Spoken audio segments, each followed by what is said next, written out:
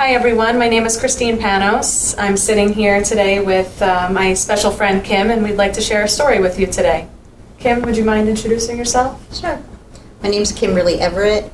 My husband and I are new to Sullivan County, not new to New York. Bob is a pastor, and we were in White Plains for about 15 years. And then we moved to Massachusetts, and now we're back here again, so glad to be New Yorkers again. Thank you for being here with us today, Kim. You have you're welcome.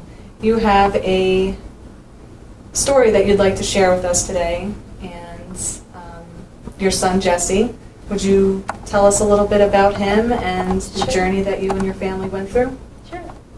Jesse is the youngest of our sons, second youngest of our children, and Jesse was a funny kid. He had a really funny sense of humor. He could laugh and not be able to stop when something tickled him a little bit. He, when he was little, my husband used to take him to the batting cages. He had this perfect swing, this pure swing, and my husband used to say, and all the guys would stop and watch it because he had this great swing. He was just a beautiful boy. He wrinkled up his nose when he laughed. He would sing along to songs in the car, even if he didn't know the words. It was like his thing to just kind of mumble along like he knew it all. Unfortunately, we found out when Jesse was about 15 that he was struggling with substance use. And he, in retrospect, probably had been struggling for a couple of years already. And we didn't know. We just didn't know. And I'm a nurse, so it's hard for me to reconcile that I didn't see that in our son. And so that was the beginning of a long journey that unfortunately ended with Jesse overdosing and dying. So, Thank you. do you know of anything that may have contributed to his substance use? Yeah, I believe that the root of probably all addiction is trauma, and I believe I know what Jesse's trauma was. Jesse would never talk about that trauma with me or his dad.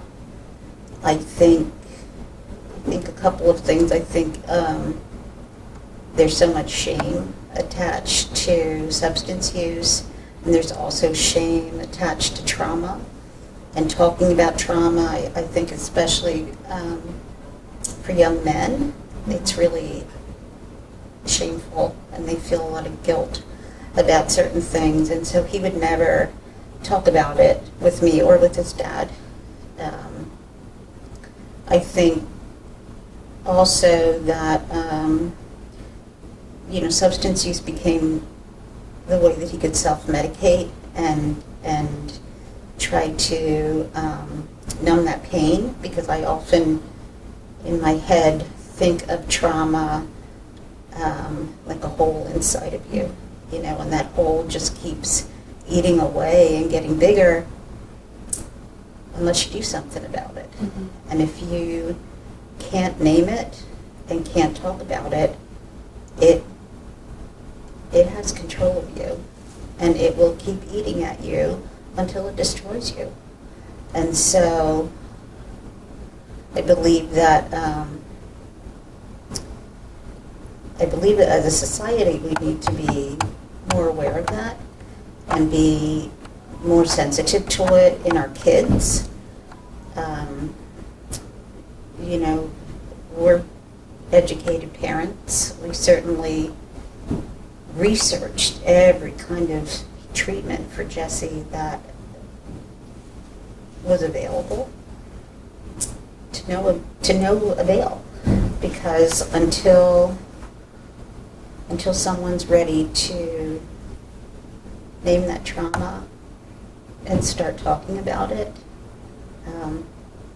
it controls you.